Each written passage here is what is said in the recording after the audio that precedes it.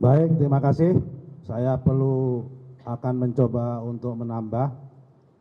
Setidaknya ada 3 isu yang disampaikan oleh bapak-bapak dan ibu-ibu tokoh besar. Seperti Pak Surya Paloh, seperti Ibu Mega hari ini, dan juga Mas Ganjar selaku Capres juga menyampaikan hal yang sama. Yang pertama adalah isu tentang penyelewengan aparatur negara untuk kepentingan kekuasaan tertentu.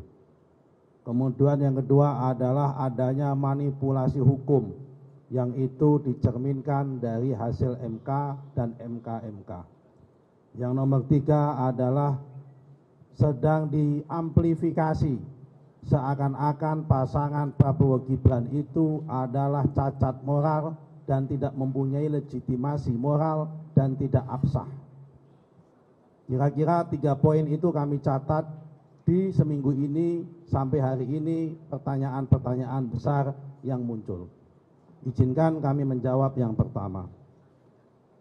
Pak Prabowo Gibran ini adalah partai-partai pendukungnya, partai-partai yang tidak cakap dan tidak terbiasa mempunyai pikiran bagaimana caranya untuk abuse of power.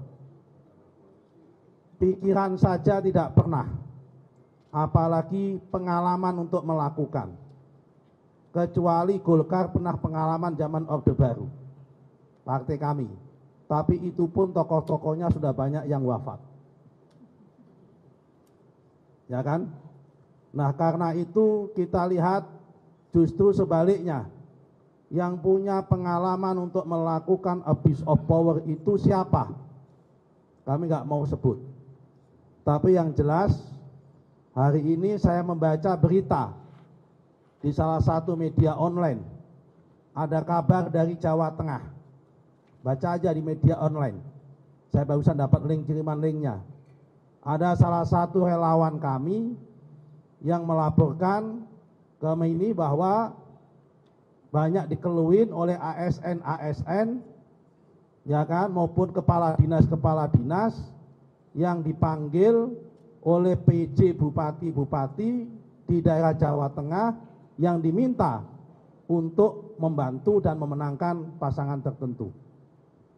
Itu silakan dibaca di media online, ada.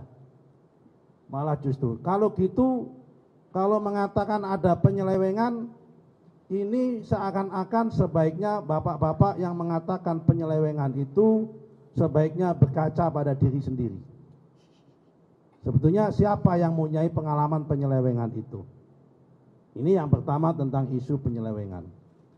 Kita semua di TKN mempunyai tekad yang bersama di Koalisi Indonesia Maju ini, pasangan Prabowo Gibran ini menang dengan cara elegan, menang dengan cara martabat, dan menang dengan secara fair, jujur, adil, dan transparan. Kita ingin mengawal proses pemilu ini secara demokratis, secara akuntabel, dan tidak boleh tercederai oleh praktek-praktek seperti adanya penyelewengan dari oknum-oknum aparat apapun.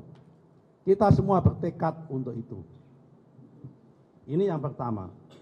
Kemudian kedua, mengenai adanya manipulasi hukum. Kalau manipulasi hukum itu dimulai dari adanya yang kebetulan proses judicial review atas undang-undang pemilu, ya kan, terhadap undang-undang dasar, yang kebetulan ketua MK-nya adalah Pak Anwar Usman, yang delalah Pak Anwar Usman ini adalah istrinya meninggal di tengah jalan, kemudian menikah mendapat adiknya Pak Jokowi di tengah jalan juga ketika sudah menjabat. Kemudian ada isu ini.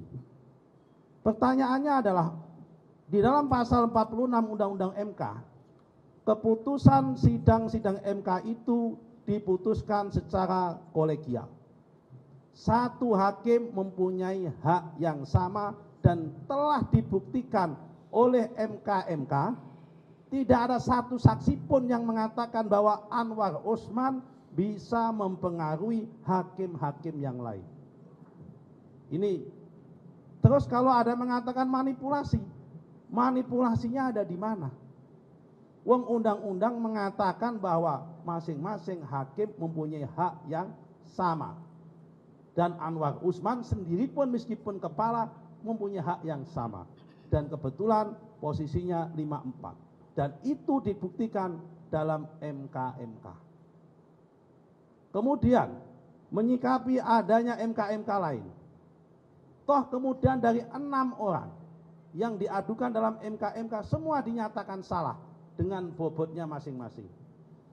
Kalau Pak Anwar Usman mendapatkan bobot paling besar, ya wajar. Wong beliau adalah kepalanya atau ketuanya. Yang namanya ketua pasti kalau ada prestasi, prestasinya paling banyak. Kalau ada kesalahan, pasti kesalahannya paling banyak. Namanya juga ketua. Kan nggak mungkin kalau ada ketua, kesalahannya sedikit. Kalau ada yang masalah, kalau ada kebaikan, kebaikannya sedikit. Ini namanya ketua. Nah, kemudian masalah dikatakan cacat moral dan tidak mempunyai keabsahan. Undang-undang mengatakan bahwa yang namanya keputusan Mahkamah Konstitusi adalah final dan banding, mengikat. Terus kalau dikatakan cacat legitimasinya, legitimasi di mana? Ini adalah persepsi, ini adalah insinuasi, ini adalah angan-angan dalam rangka proses pembusukan, dan itu adalah cara-cara tidak sehat dalam proses demokrasi. Karena demokrasi itu berdasarkan fakta, bukan berdasarkan pada persepsi dan informasi, tapi berdasarkan dengan fakta dan keadaan. Nah, karena itu kami himbau pada Bapak sekalian, kami menghormati kritik kepada para elit bangsa. Ayo kita sama-sama ke depan berkompetisi dengan sehat. Kita membangun peradaban, membangun demokrasi yang sehat, ya kan? Semua kita mempunyai komitmen yang sama, dan kami tidak mungkin ingin menarik jarum mundur seakan-akan kita akan mematikan demokrasi. Ini pemilu langsung. Pemilu langsung itu adalah proses demokrasi dan proses demokratisasi yang tidak bisa ditawar-tawar, dan ini harus on the track maju ke depan, tidak boleh mundur. Jadi kalau mengatakan reformasi mundur, mundurnya di mana wong demokrasi ke depan? Sudah jalan. Yang terakhir, karena daripada nanti bapak-bapak pada tanya terus, isu tentang nepotisme atau KKN macam-macam. Nepotismenya ada di mana? Yang namanya nepotisme itu kalau Pak Jokowi mengangkat anaknya jadi menteri, ada bupati mengangkat istrinya jadi kepala dinas, ada bupati mengangkat keponakannya jadi kepala dinas. Jabatan-jabatan yang sifatnya itu appointed, yang dipilih, diangkat. Yang diangkat, bukan dipilih, mohon maaf. Sementara jabatan presiden, wakil presiden, anggota DPR ini adalah jabatan elected. Jabatan yang dipilih oleh rakyat, yang mandatnya itu dari rakyat. Pertanyaannya adalah, kalau toh Pak Jokowi kemudian memilih anaknya, Mas Gibran menjadi wakil dalam pemilu nanti, apa cukup hanya satu orang Jokowi bisa menjadikan presiden? Kalau rakyat tidak mau. Jadi ini mandatnya adalah, karena elected adalah mandat daripada rakyat. Ini bukan appointed.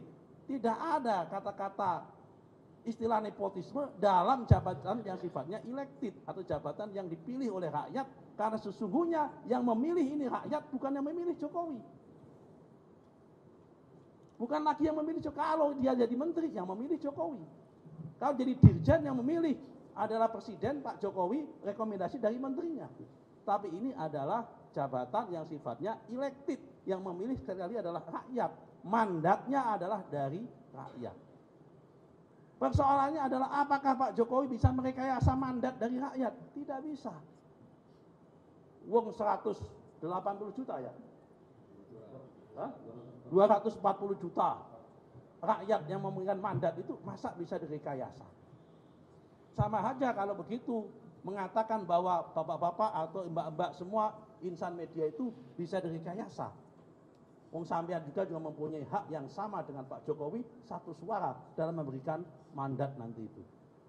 Saya kira clear sikap kami menyampaikan ini untuk menjawab supaya masalah ini terang benderang. Ayo kita adu gagasan untuk Indonesia ke depan. Kita komited terhadap demokratisasi, kita komited terhadap penegakan hukum, kita komited terhadap hak asasi manusia, kita komited terhadap hal-hal yang lain yang sifatnya sudah permanen, sudah manifest, dan sudah menjadi konsensus dalam bangsa Indonesia. Apa kemudian kalau kita